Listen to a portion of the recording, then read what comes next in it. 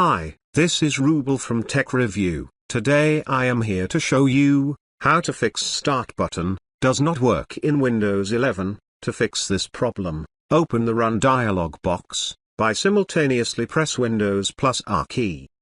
Type the command, regedit. Click on OK. Click on Yes. After opening the registry editor, double-click on the H key current user, Software, Microsoft, Windows, Current version, Explorer, Advanced. Now on the right side, right-click on the empty space. Click on New. Select the word 32-bit value. Now rename it by Enable XAML Start menu. Double-click on it. Make sure the value is 0. Click on OK. Now restart your computer. After restarting the computer, hope your problem is solved.